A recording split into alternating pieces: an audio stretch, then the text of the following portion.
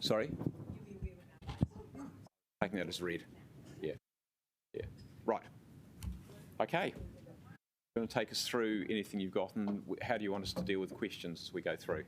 So I think what would be easiest is, if possible, I'll run through the 4 options we've got here today, and then we'll do questions at the end.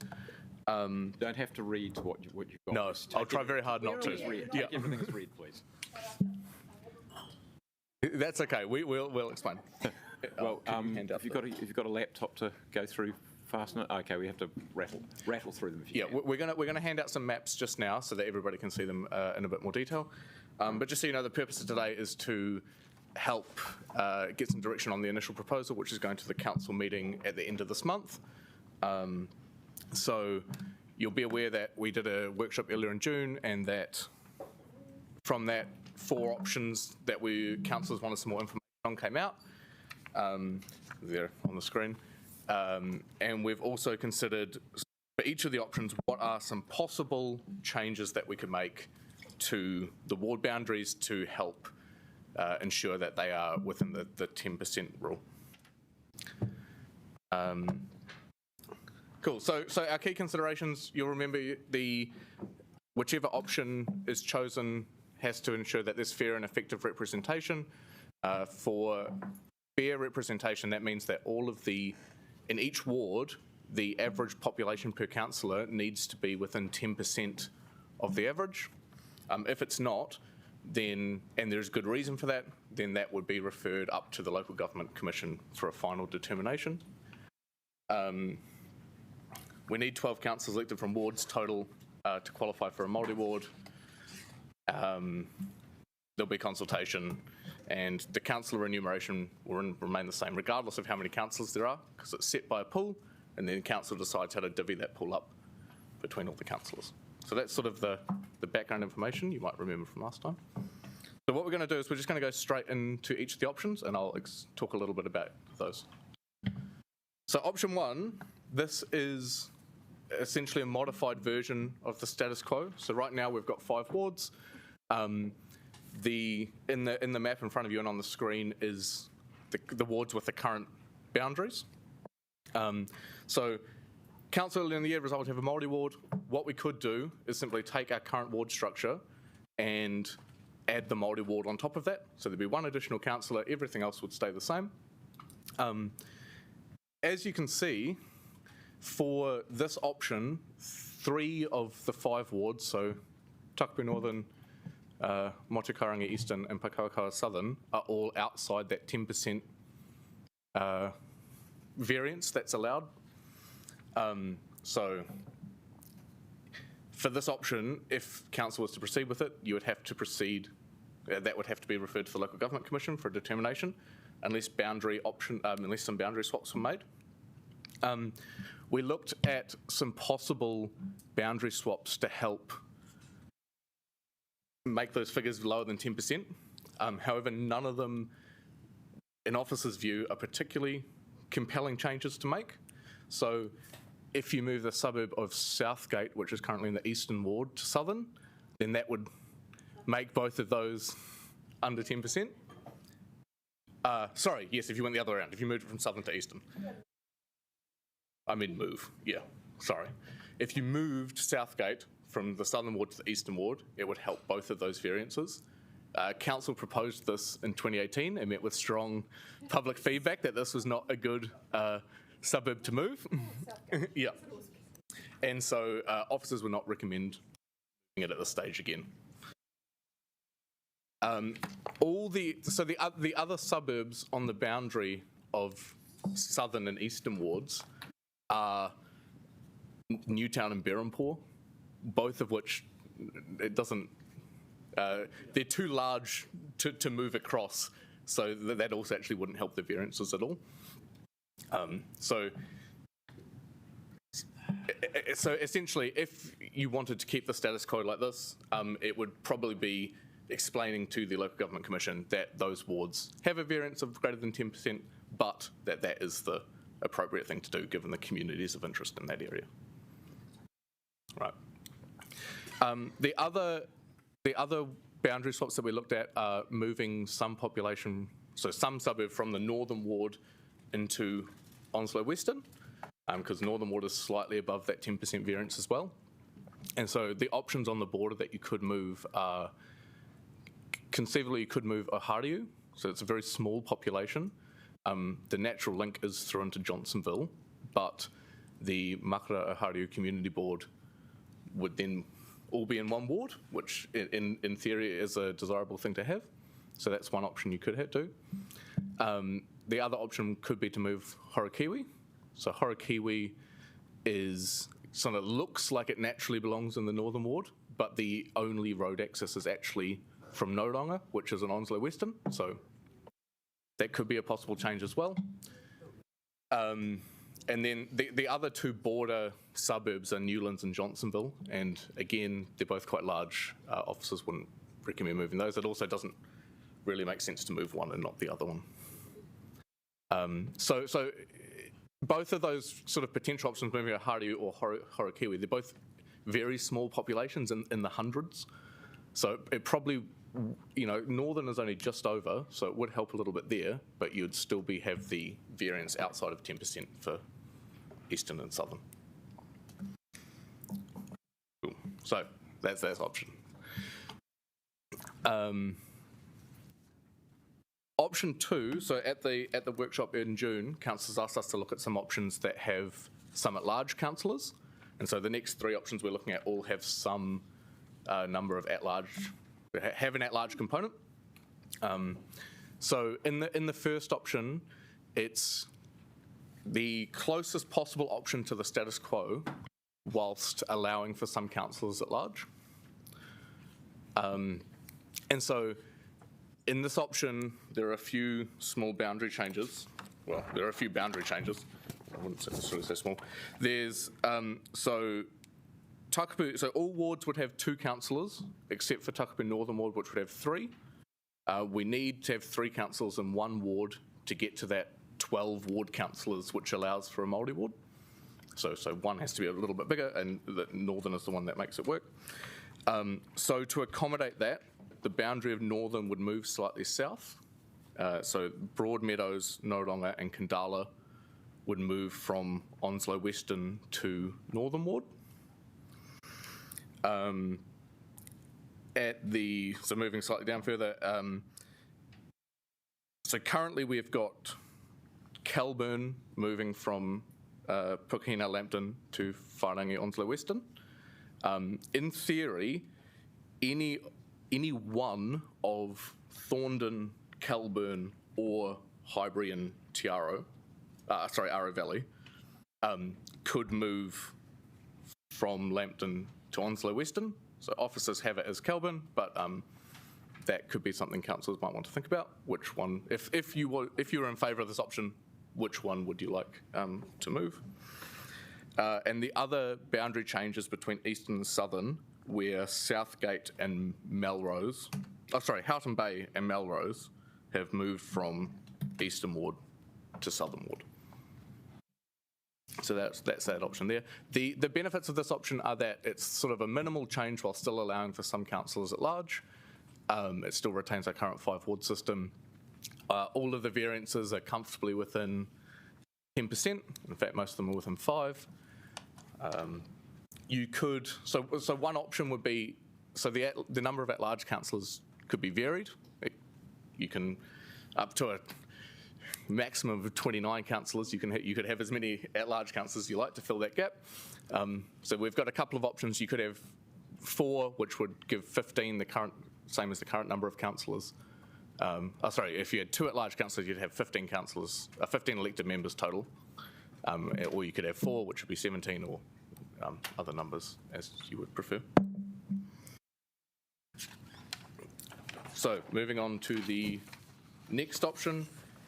This was the option to have 3 wards that align with broadly with the 3 main parliamentary electorates we have in Wellington. This option, so there's a small amount of mana electorate which pops down into Tawa, and so that would be part of the northern one of those 3. All of the variances are comfortably within 10%. There's enough councillors to allow for a Maori Award. Yes. Oh, sorry. There we go. That one there.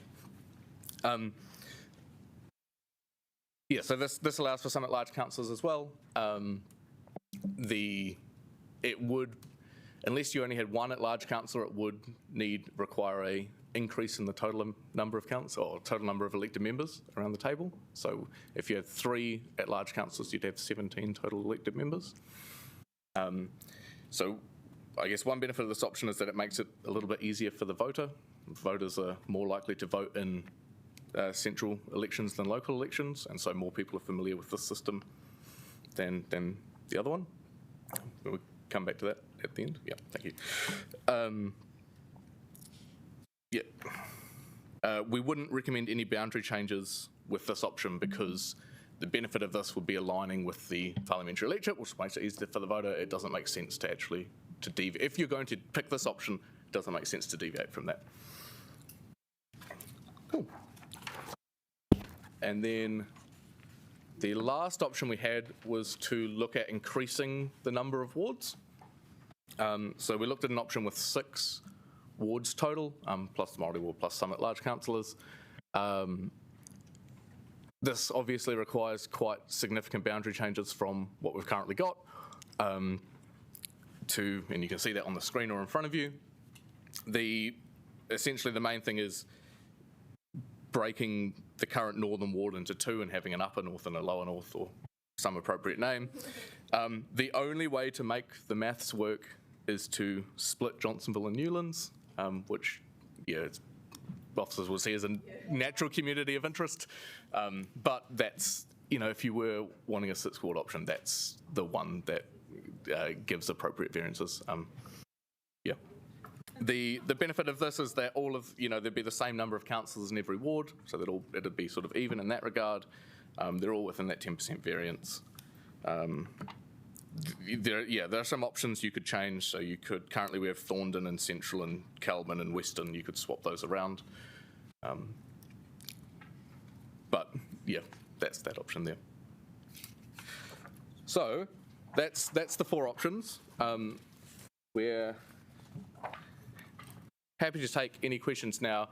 Just quickly on the next steps, a paper's will be prepared and an initial consultation document that will go to the council meeting on the 26th of August. So at that point, you'll make a decision about what you want the initial proposal for the representation review to be. That proposal will go out for consultation, and then a final proposal will come through probably late in October.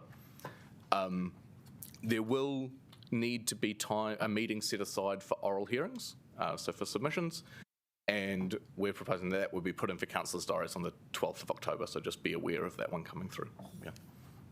Yeah. But at this point, any questions? So I'm going to chuck myself in for a couple first. So I've got I'll have a go, and then Jill and Nicola, and that's it. Oh, it's going to be easy then. Look, Judge, the question I've got to start with is just, you've happily moved lots of suburbs. The first one you had was like Southgate, can't possibly move that. And then you go through the rest of them, you've happily moved entire areas around in large areas, which you seem quite happy to put as a proposition. So I guess my difficulty is that, that's the question I asked right at the beginning was, what moves can you make? Because when we've done this, every time we've done a review, some suburbs move one way or the other. There's usually about half a dozen suburbs that are in the move category because they're on the boundaries. Southgate, Roseneath, Wadestown, it's those kind of suburbs that get moved every time. And that happens because it balances the numbers out. We haven't even tried to do that in any serious way here.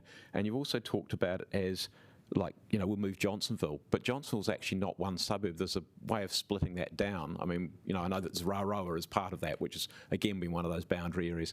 So my question is, why haven't you actually had a look at those kind of things there? Because I think there was another way of doing this, and they don't seem to have touched it. So what officers have done is we've looked to find options, other than the status quo, that align to the fair representation considerations. And to do that, we've said some suburbs would have to move. So the reason of coming to council today, and the reason to go out to consult as well, is for you guys to have an opinion and for the public to have an opinion on actually moving this one doesn't make sense, right? The community of interest actually aligns better with this ward. And the thing is that wards can be outside that 10% variance, but we have to justify why to the Local Government Commission. And at this stage, we don't have public feedback to say why we would justify that. We could get that through consultation. And I guess the point with Southgate is that we have had a consultation on exactly that suburb move, relatively recently, and that was the feedback. I guess what I'm looking for is to actually have some of the numbers so we can actually have a look at what might work in terms of some boundary adjustments with something that's more or less what we've, what we've traditionally had. If it works, great. If it doesn't work, then hey. Yep. But we don't actually have that information in front of us at all. In the paper, we will include what sort of moving the border suburbs would do for each option and what change that would make to I think I'm asking you for the same information that I asked you before, which is can we have that information well in advance so we can actually do some thinking about it rather than have it just in a paper that ends up on the council table, which is very, very hard to play with. Yes, we can provide that. Okay. Sorry, just you had one other question, which was about splitting suburbs.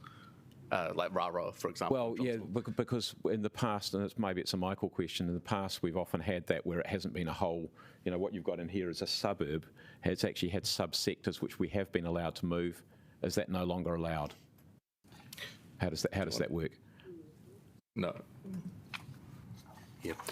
The difficulty this time is that we've got figures for each suburb, but for this we have to have the figures for each of the proposed wards, and we've got those from Stats New Zealand, and there's significant differences between the figures we've got at the low level, which is based on the 2018 census, and the figures they're giving now for 2020. For example, the 2018 compared to the figures they're providing now, there's 18,000 people different. So if we broke it down to what we think is in each suburb, then there's still potentially significant differences when we get to getting that final figures. And they'll only provide them at ward level, proposed ward level. They won't give us the current figures for each suburb. So it makes it very hard to do what we've done in the past. Sorry, Michael, I'm going to just ask you one more question, then I'm going to go to Jill.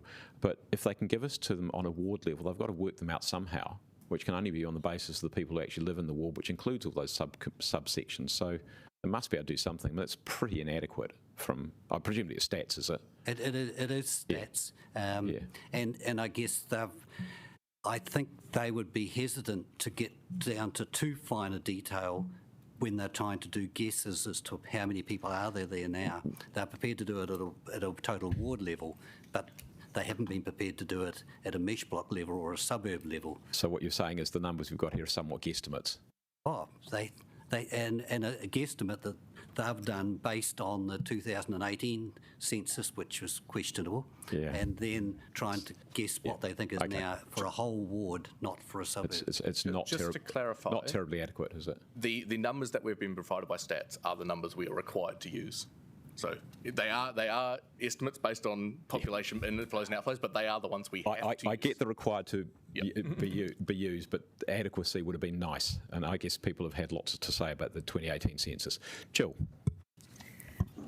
So I'm just curious because I can see that all of these options have their positives and their negatives with them, and we may end up going around in circles and coming back to status quo.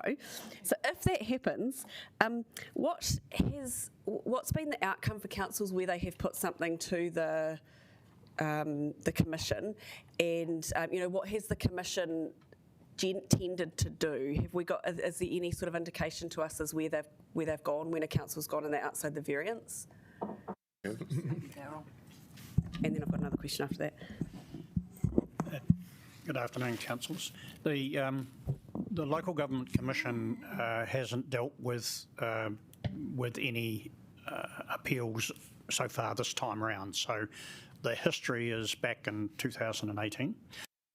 They have made adjustments or allowed adjustments where there have been factors that they concur with the council are significant. For example, isolation is one. It doesn't really work well in an urban city. There isn't, isolation's relative, I guess. Others are where to comply with the plus or minus 10% requires either splitting communities of interest where they currently exist, or joining communities of interest together where there is no justification for doing that. So every case will be different. There aren't too many trends to pull together to give you guidelines. Have they ever come out and said, we're just going to tell you should have 3 wards and 7 at large? Have they ever done that to, because did they do that to the Hut? Yeah, I thought that they'd made that call. They've made some decisions that local authorities would regard as being unusual for them. But generally, I guess if we're getting close to 10%, like between 10 and maybe 15, that becomes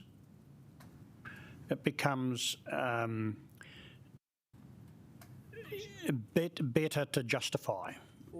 And you get above 15%, it's starting to push the boundaries and make it difficult for the Commission to agree. And it's going to depend largely on when you've decided what your initial proposal will be and you've publicly advertised it. If you get a heap of public submissions supporting the council's decision, that's going to be very helpful. Yeah. If you get a whole lot of community get upset by what you're proposing to do, then that's going to make it awfully difficult for the council to encourage the Commission to agree with you. And then I guess my next question was just around justification, because obviously we have to put forward a reason as to why. And I guess one of the significant ones would be that we are about to undergo quite significant change anyway, and I guess a change now could cause confusion in the long term if we do some really significant changes to our wards and then have to turn around in a shorter period of time and say, actually, everything's been turned up in the air.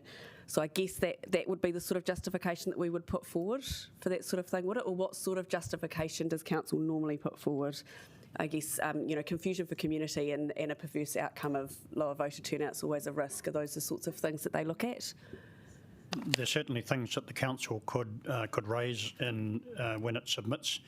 Like if you decide that your proposal is going to have a ward, any ward outside the plus or minus 10%, then the council must refer that to the Commission, as Sean said before, as if it were an appeal, and the Commission makes the determination.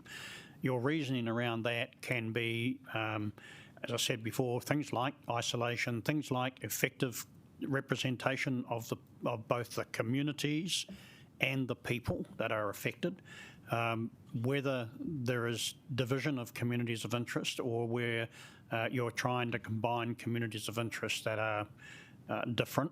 They are all reasons.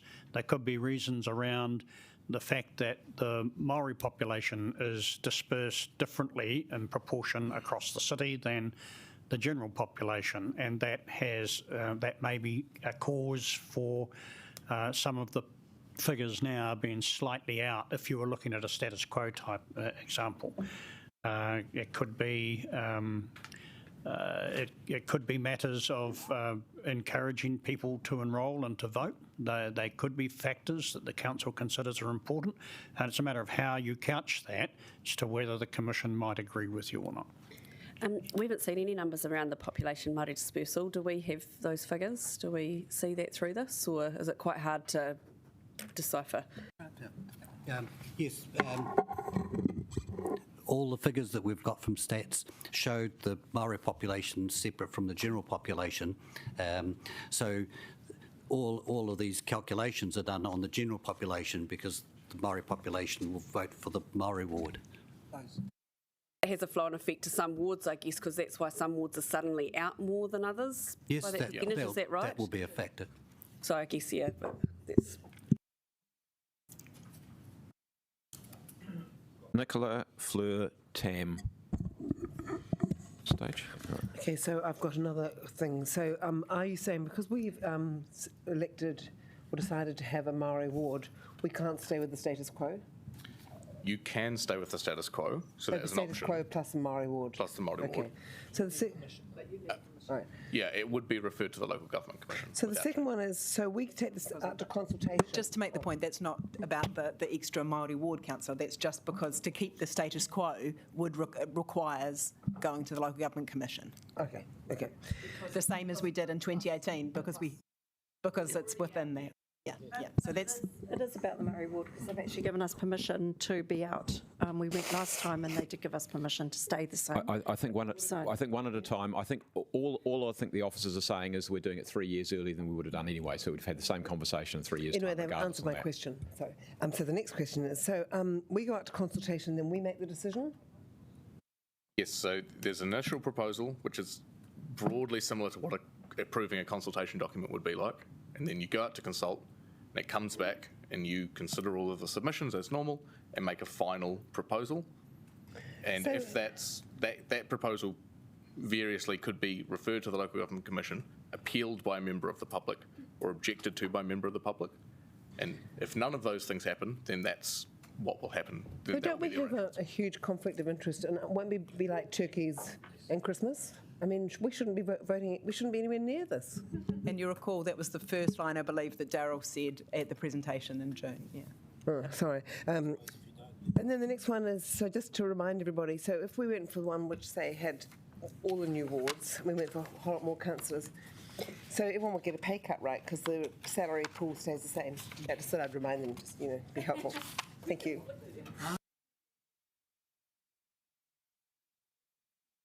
And that's why the LGC is there to make the final decision.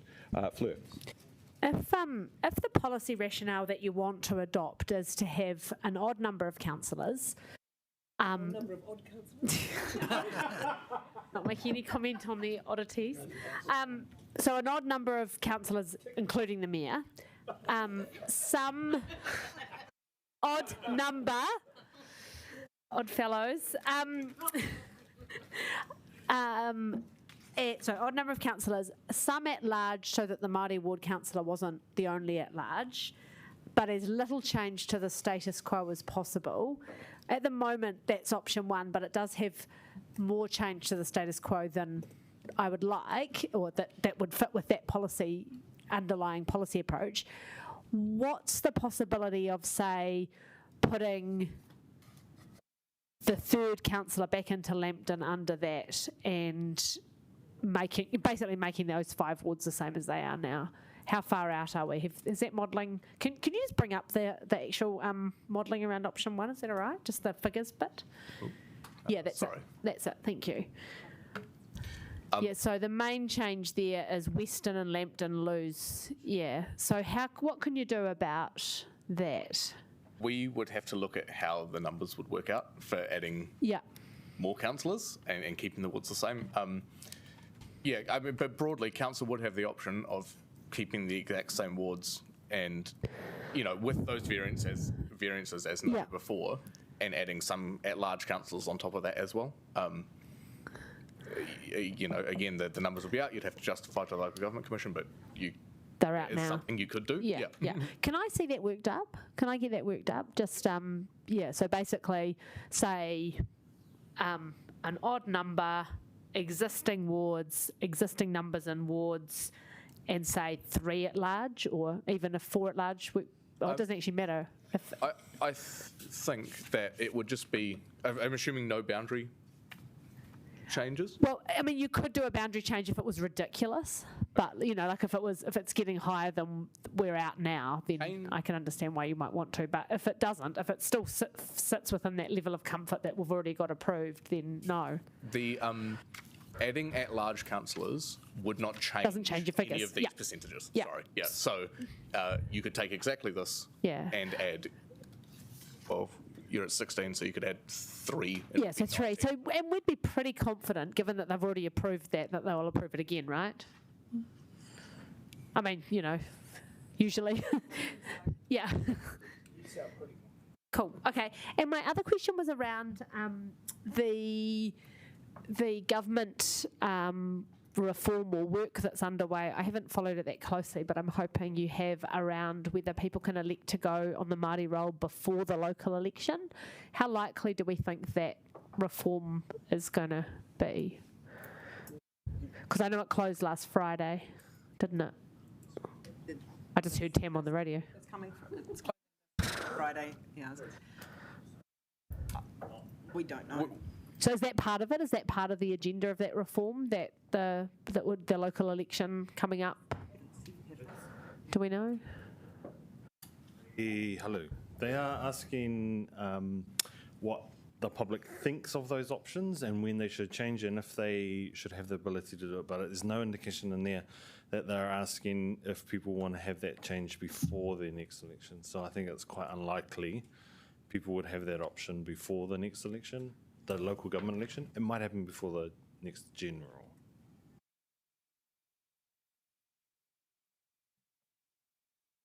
Cam.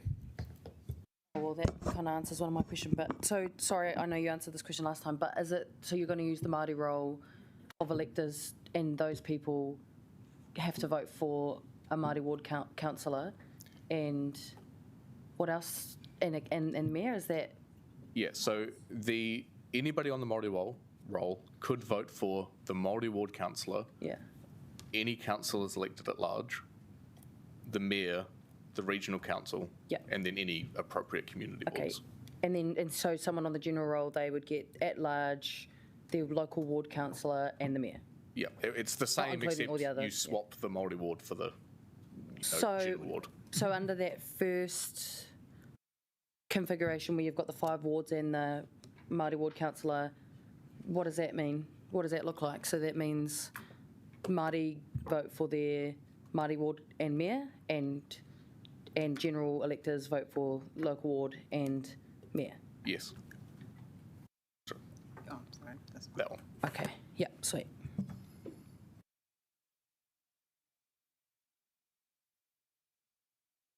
You can use your microphone just for anybody who's online.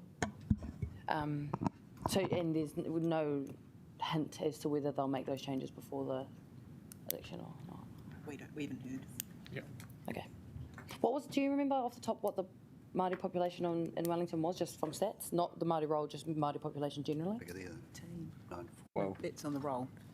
well, It's about it's double that. about 18,000, about Okay. of which approximately half are in the Maori electoral population, which is Yeah. those on the Maori roll, plus some portion of Maori not enrolled, Yeah. like children. Oh, yeah, cool, cool.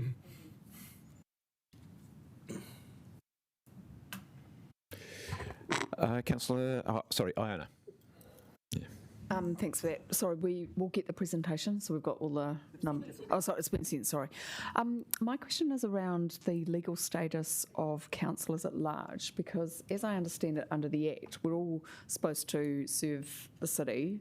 The boundaries are for electoral purposes really only, although in practice that's not how it works. So what's, to some extent, so actually, what's the difference really, and why do you need them if in law you're supposed to represent the area, the interests of everyone in the area?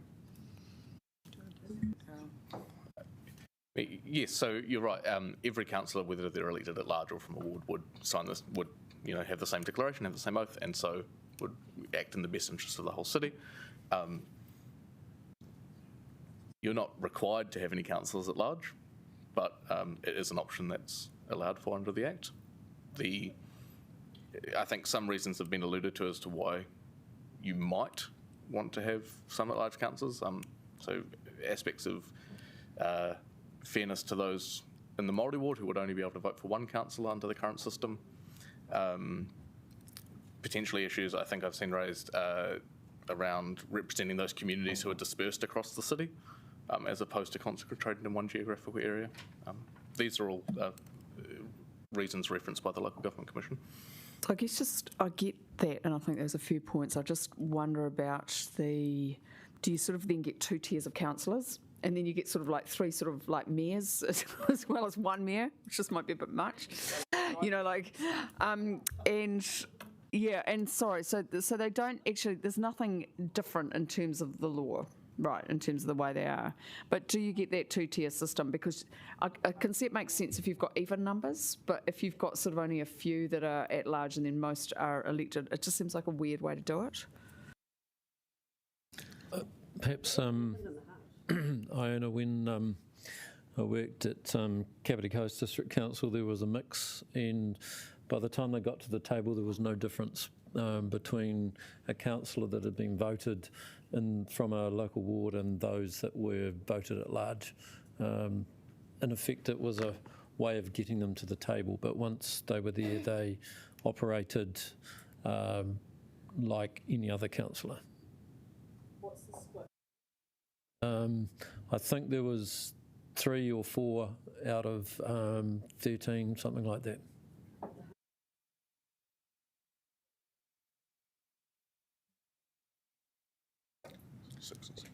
Any other questions? Sean? Yeah, so sorry, I'm just going to probably repeat. I'll ask you to just clarify. So an official or elected member or a candidate standing in the general ward, the average person will be able to vote for the councillors that are standing in their ward and the general ward. Is that right? And the mayor. Just in terms of terminology, sorry. A general ward is one of the 5 wards, and then an at-large would be a councillor elected by the whole city. So yes, a person not on the oxymoron, but a person not on the Māori roll would be able to vote in their local general ward, so say the Eastern Ward. They'd be able to vote for any councillors at large, and they would be able to vote. And the mayor. Okay, thanks. And so, whereas a person registered on the Maori roll would vote for Maori Award candidate and anyone at large and the mayor. Yeah. Yes, that's right. Yeah. So, okay. So I was just sort of also thinking through some of the reasons why we might go to the commission and say, well, we've got some odd numbers and variances here. I mean, we've mentioned that we're not sure how statistically robust these numbers are. Do we have any analysis on what the level of accuracies are? I'm sort of thinking that if there's a variance of, say, for the Eastern Ward, 15.4%, but actually the level of confidence is further than that, then actually we might. We could ask Michael to speak to this, but we're using the numbers that we have to use. Yep. That's exactly what we're giving you, is the numbers that are required to be used. Yep. Have Stats New Zealand given any confidence levels around what they might be plus or minus? No, they are the exact figure that. They are the exact but figures. They haven't given any. Okay, they haven't worked out how close it is. But one thing I did do, just to try and get an understanding of how accurate were their figures, I suppose, take the 3 parliamentary areas and to see how close they were between the mesh block numbers and the current ones. And Ahariu was 13% more on the latest figures, Wellington Central 7% more, and Rongotai is 8.5% more. So I personally think there's potentially a bit of fluctuation, and if you were to go with a completely different ward option, you couldn't guarantee what you get to even to within 10%, but you've got to accept whatever they come back with. And of course our planning for growth things, or just growth normally, whether we plan for it or not, over a 3-year period could change the dynamics. I suppose we've got some historic data around that. I'm guessing if we wanted to go and justify that Eastern is down 15.4%, but traditionally in the 20s it grows because of that sort of stuff. Fluctuation. I felt when we were trying to estimate what were possibilities to take any of the 2018 figures and add 9% for the middle of their flat, just to get a feel for it. But okay.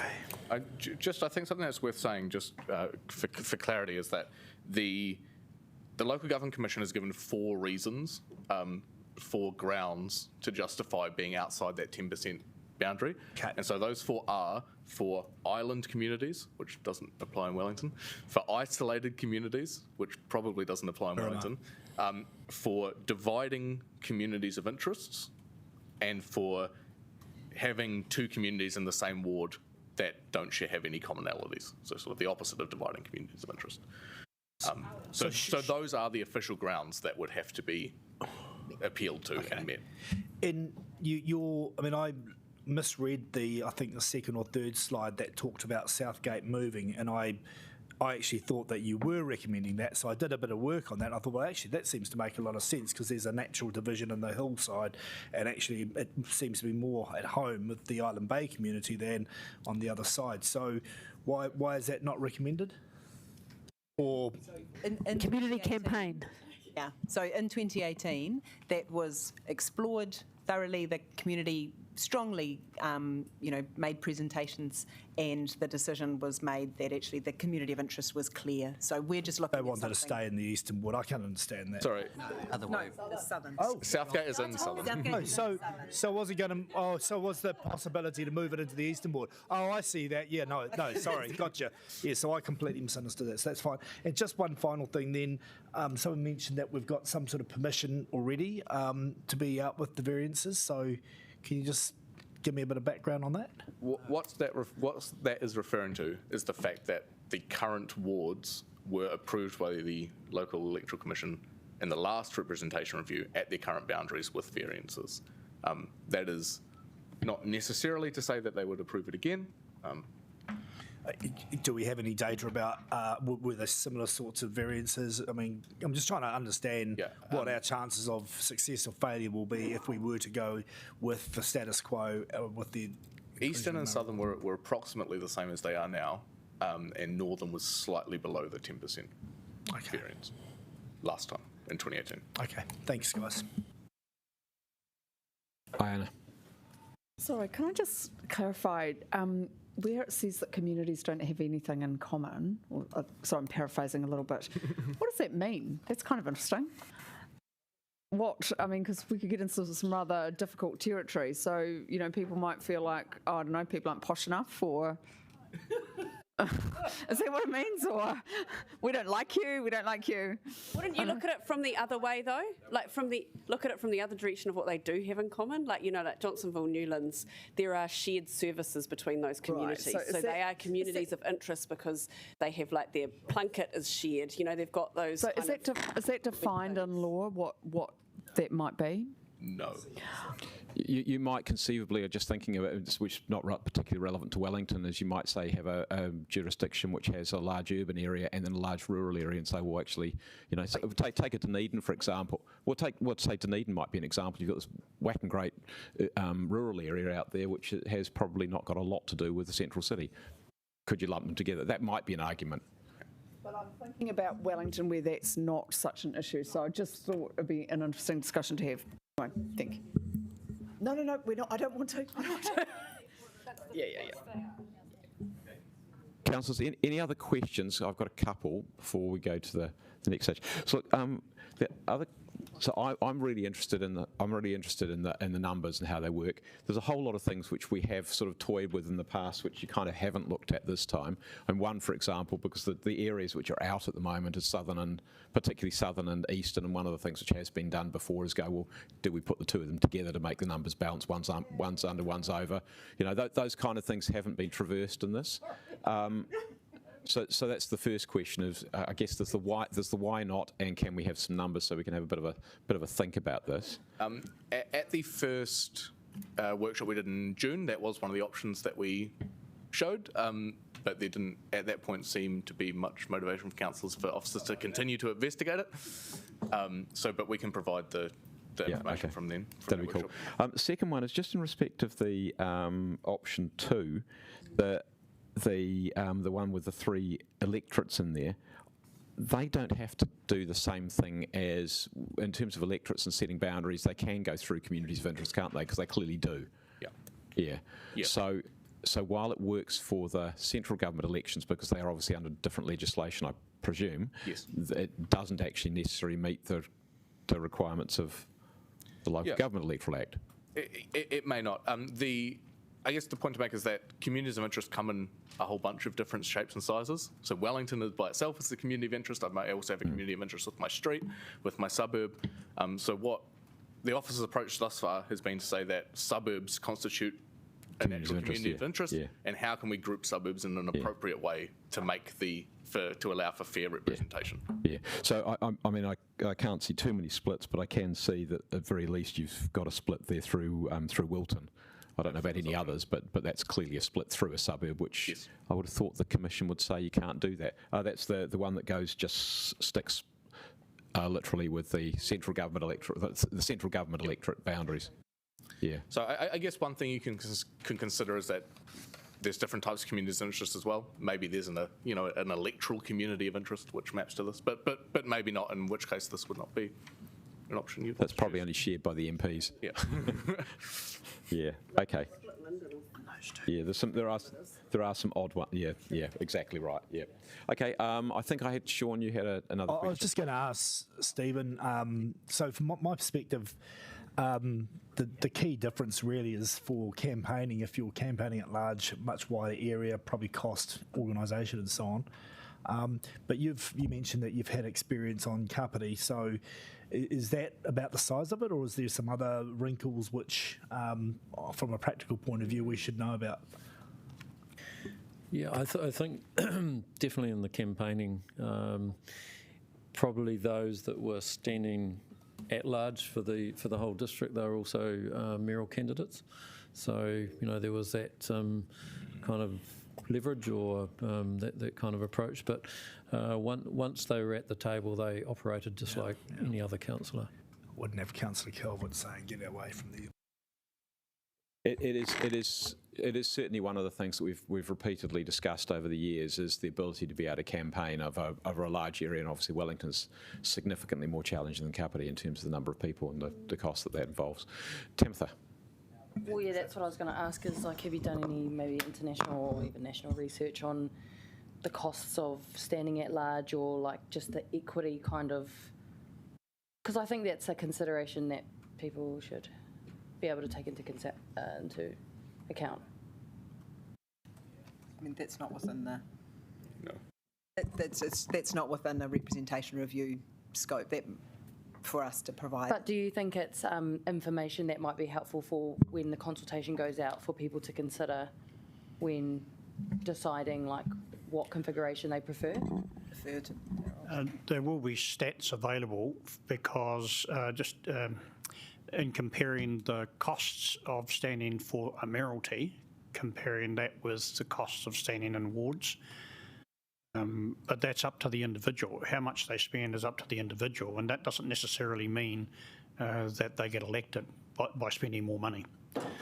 But don't you think that's like a democratic issue, is that you're going to get less representation from people with less money? Shouldn't we be like endeavouring to get a good spread of different representation around the table? Their views that have been expressed by other councils, the diversity around the table, the cost of getting elected. There's a number of issues around elections at large, but the option is there. You no longer have the ability for everyone to be elected at large because you've decided to introduce a Maori ward, and that means you must have at least one general ward. So you could have only 2 wards, and that was an option that was canvassed in the first workshop as well, where you had 1 general ward and 1 Maori ward. Yeah, I get that. The problem with that is then you've got an equity issue around how the value of your vote, I suppose. Well, isn't it a democratic issue though? Because actually, like, democracy should be representative of the people that you're representing. So isn't that a key issue that any information should cover? As addressing barriers to.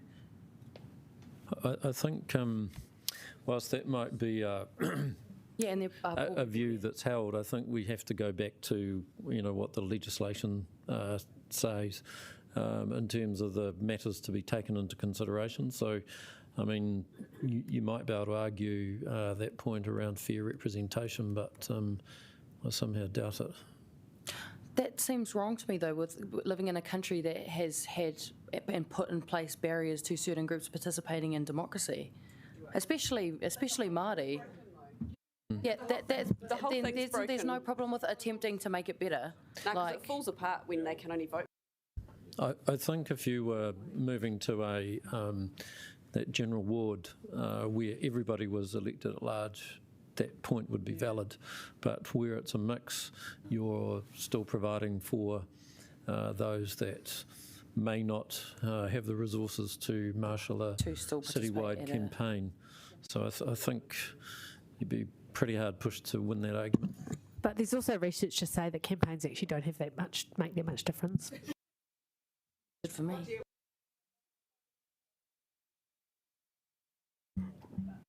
Councillors, are there any other questions before we? Sorry, Fleur. Yeah. Are there any other questions? So, look, I think officers are basically wanting a steer on which we might think might be the preference going forward. Now, I am very conscious that we don't like doing things by straw polls in workshops, and there is a need to have. There is a need to have a debate when it gets to that debate. We've also got a couple of councillors at least who aren't here. So that to me is slightly problematic. But perhaps, Andy, what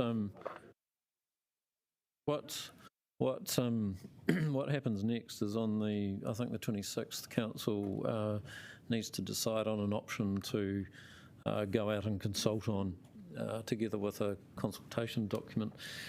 So we need, I guess we're looking for some form of direction today, because if we go away and produce, well, in effect have to produce 4 or 5 options to come back to the table for a fully worked up proposal, that's going to make it quite difficult. So I guess identifying... I think it would be good to get an indication as to what fully worked up options that you want brought back to that meeting. Sarah? I'll probably put my hand up and say I'm not particularly keen on the one that reflects the general election boundaries. I just don't really think it looks like a good idea. Help us through a process. So I just thought maybe ruling out 1 or 2, but I don't think we can rule them all out, and I don't think we can decide. No, but we're not at that point. That's my point. That's really what I'm saying. Jenny. First, a question just to make sure that I've got my head around this. So, for example, if we were to go out with option 1 as our preferred option for consultation, and it came back and the community said, hate everything about that, don't like it, could we then go back to the status quo option and basically say, okay, hear you hate everything about that, therefore we're going to go back and actually put the status quo option forward? Yes. So I guess from a process, I guess what I'm saying from a process point of view is that there's almost not much point in consulting on the status quo because we're not learning anything. If we, and it's still an option in our back pocket to go back to after the consultation if people are really. That's one way of thinking about it. Can I just hold you there for a moment? If we are to change options, automatically the LGC will make the decision, correct? No. No. Okay. If you don't change, then the decision can be appealed by anybody who submitted. Yes. If you do make a change at the final proposal stage, then people who didn't submit could also object, and that would raise it to the Local Government Commission, but only if that happened. Okay, so let's rephrase that then. Basically, if we go with an option and we stick with an option, then only the people who've submitted can appeal. Yep. But if we go with an option and we change it, everybody in the entire city can appeal. So it might be in the back pocket, but it's back pocket that's got a lot of holes in it potentially. I mean, effectively, that anybody, any individual, any one person, and it goes to the LGC.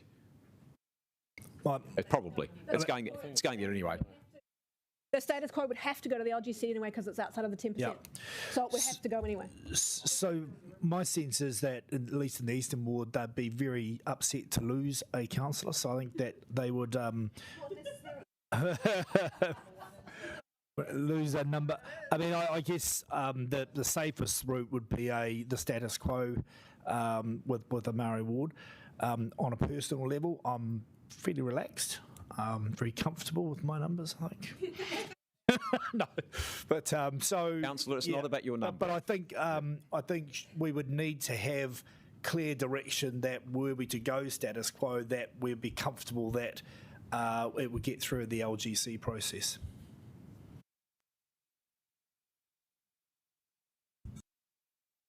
Sorry, Yeah, go for it. I just wanted to clarify it. So I understand you've got to go out with one fully worked up option, but people will go, but hang on, what were the other options that were looked at and what are the advantages and disadvantages? So is it possible to go with your preferred option? Because we always have this issue, but still say, but we did look at these other issues and these were the numbers, you can put up the numbers and that sort of thing so that people can actually, because otherwise they're just going to go, yeah, why would you just have one option? Yes, the idea for consultation would be to have reference to the other options towards the back. Yeah. Yeah. Okay. So Fleur, and then we'll try and find a way through this. I was just going to say that it would be quite good if some quite broad options got worked up. So the current status quo, like basically on a spectrum, and then something which allows the Māori ward person not to be alone, and then say something which is quite a lot bigger than that, and then something which is, the ultimate.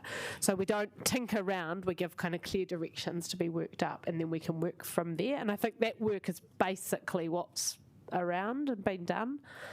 But I would quite like that one that I've talked about to go in, which is basically everything the same, Māori ward councillor not the only person elected at large. So building on the previous workshop to this one, we've now got just over a week for us to prepare the document for the 26th of October. We've had the team working really hard on these here.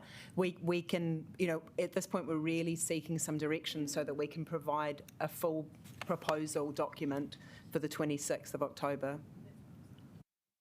26th of August, go before the, yeah.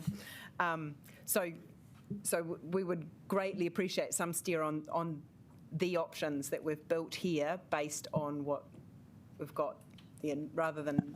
So I think that's what I was saying, is basically can you have the status quo with a Māori ward? Can you have the status quo with a Māori ward with 3 at large? Can you have the bigger option you've suggested and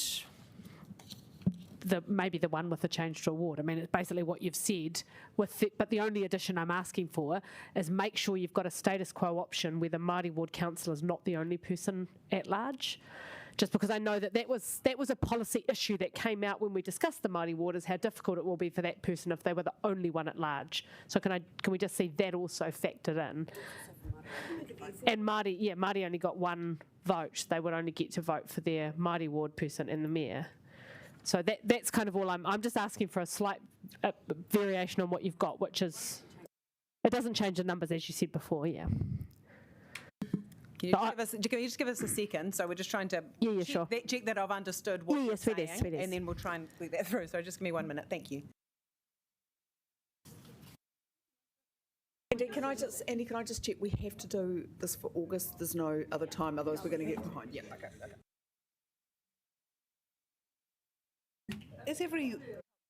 Or is it just us?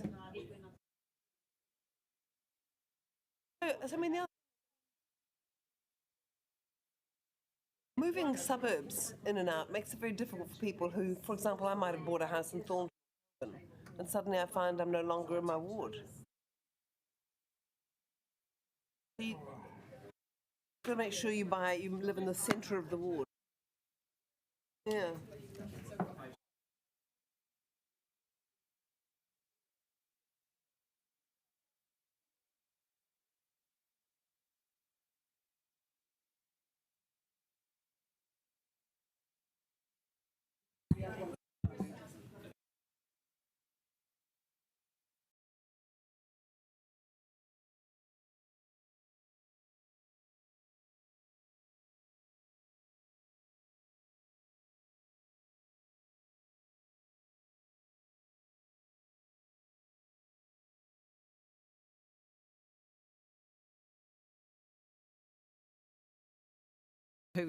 Councillors, we're back again.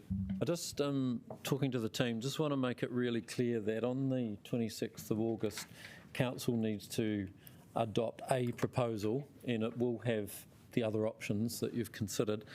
And in that paper will need to be a worked up proposal on the one that you adopt. So I guess the issue is that it will be difficult for officers to go and prepare a fully worked up proposal on every one of these options. We don't really want to, well, no, we don't have the time, and I don't think it's, well, it'd be counterproductive. So I guess this is the thing that we're looking for, some direction from you on which option or options, a couple of them, that we could actually work that up to a degree that you could actually adopt.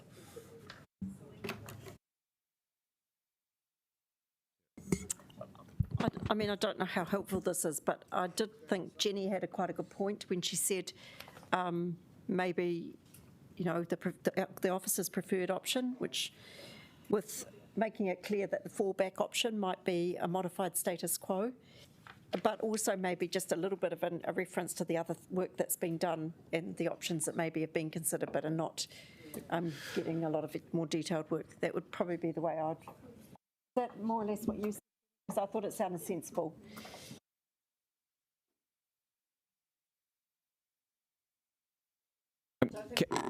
Councillors, what I'm going to suggest we do is effectively we've got, in reality, we've got 4 options there. So we've got the status quo, which you could modify. Now, I personally wouldn't.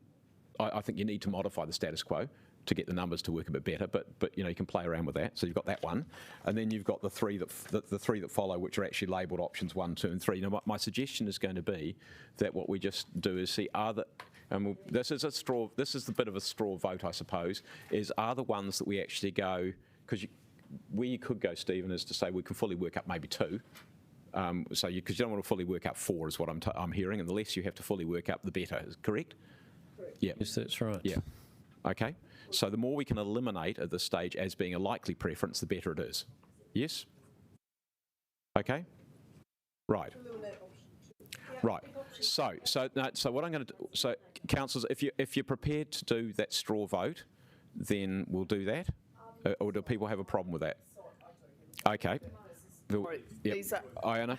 these Iona, go. these are strictly workshops. They are not decision making for us. So And that's why that's why I had some problems with doing this. But yeah, I don't like doing it this way. Can we hang on. I'll take Jill next. So Iona first. Yeah, so I'll just think quickly about how we could do it. You know. Okay. What? Jill. I do. I just want to say that I do agree with what Fleur was saying around potentially looking at the status quo with the 3 at large added, and the reason being that kind of gathers the fact that potentially making huge changes right now is not easy. But it also acknowledges the fact that for Māori, for people voting on a Māori role, it gives them more votes to be able to, I guess, you know, have more people that are representing them rather than having one. And otherwise, we're kind of replicating our current system, which doesn't work.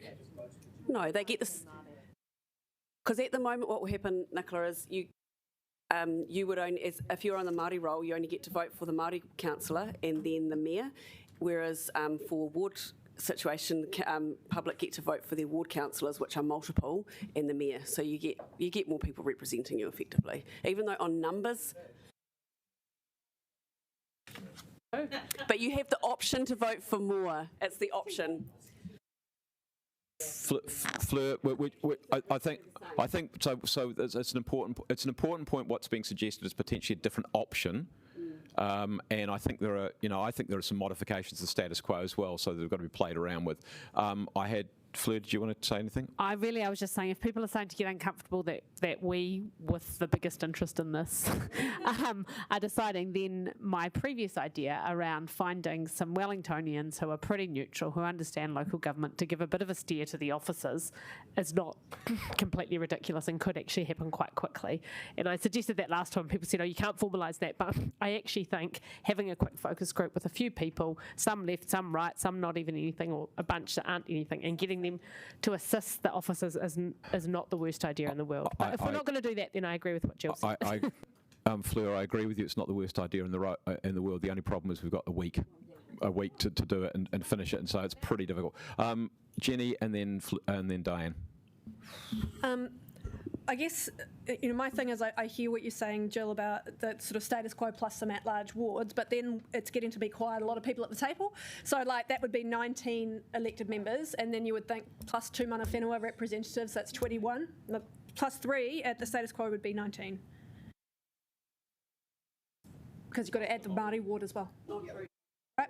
So you're talking about 19 people elected, plus 2 mana whenua reps is 21. That's where I get stuck. And that's where I then kind of option 1 is an option that kind of tries to allow for the at-large without it getting bigger than Ben Hur. That's why if we're talking about, no, that was a throwback. That's why I kind of, if we want to go at large, I lean towards option 1 because of that, because the numbers stay manageable. Welcome. Thank you. I've read the. Thank you. I read the PowerPoint presentation, and I'd just like to say, look.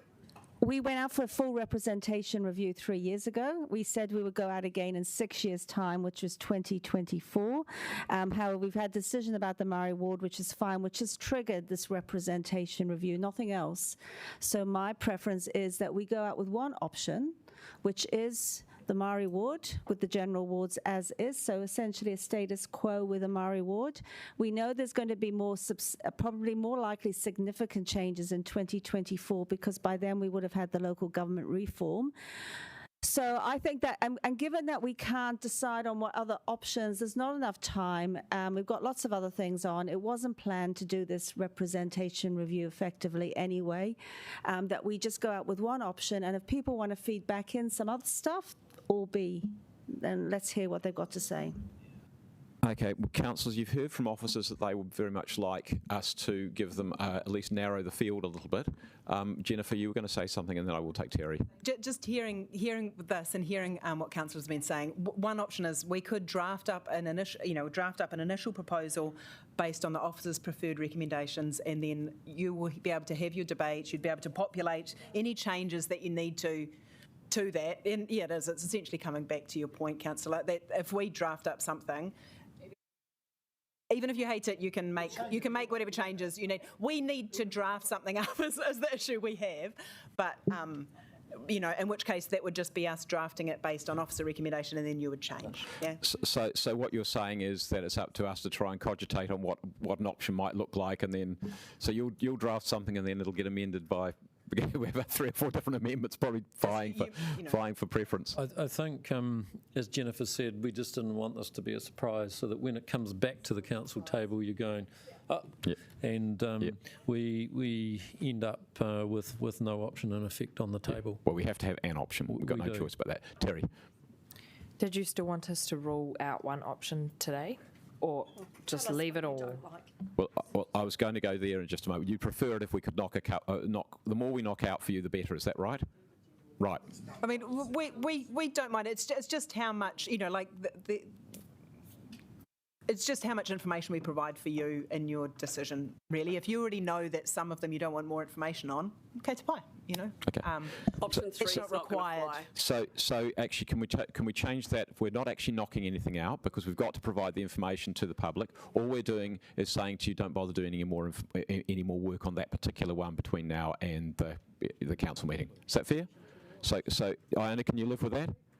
We're just saying, council officers, can you direct your efforts into options Z, X, Y, and Z as opposed to A, B, and C? Can you live with that?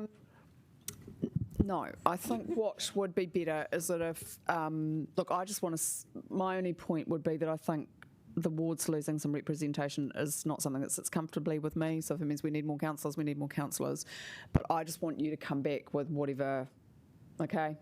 And then we will be talking over the next week, I'm sure, and then we can make amendments. I think that's just the more...